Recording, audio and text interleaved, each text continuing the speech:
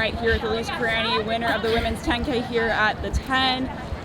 What a battle there with you and Wayne Colati. You know, you guys were on the pace lights together throughout, and then you finished, you run 30-36 and pulled away there at the end for the win. Can you just break down the race for me, the strategy coming in and how well you think you executed it? Yeah.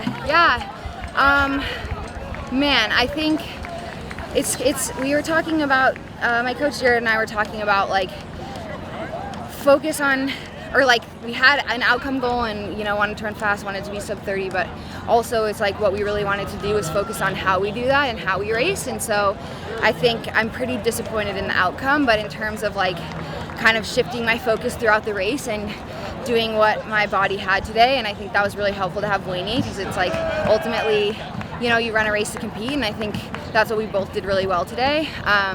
So yeah, I think it was definitely hard throughout to kind of like shift the focus. Like, okay, we wanted to be around low 30s, and then we wanted to get the standard of 30-20, and so it's like that kind of kept shifting. But Wayne and I at least the whole time had each other, and the focus was at least compete and be in it with that. So that kind of became the focus. Yeah, I guess it was about halfway maybe when you guys started falling off, a little bit over halfway, because you'd been clicking off consistent like 3-minute Ks for a bit with Shelby Houlihan pacing y'all.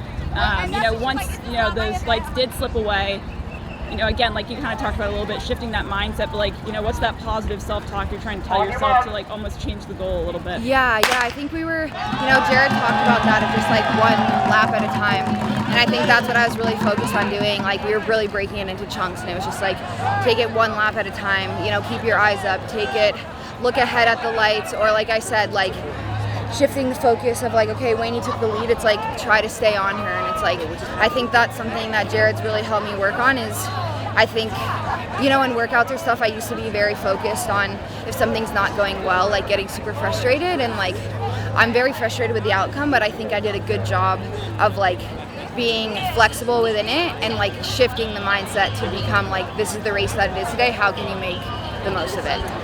It was your first time back at the 10 in a couple years. What was that like? Yeah, it was really fun to be back. Yeah, it had been about 3 years, so this is always such a great meet and such a good atmosphere, so it was fun to be back. And obviously this 10K comes a week out from when you're going to be traveling to Jamaica for Grand Slam Kingston. Talk to me now about, okay, you got this 10K under your belt, now you can focus and you go to Jamaica and you compete in that first Grand Slam event, so what are you looking forward to there? Yeah, I'm looking forward.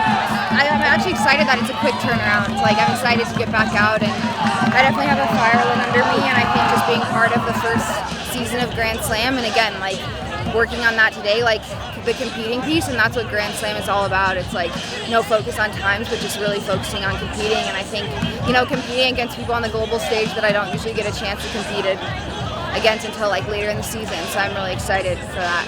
And then lastly, just, you kind of mentioned it, you couldn't quite get that world standard there in the 10K. You think you're going to try to go after that again here soon?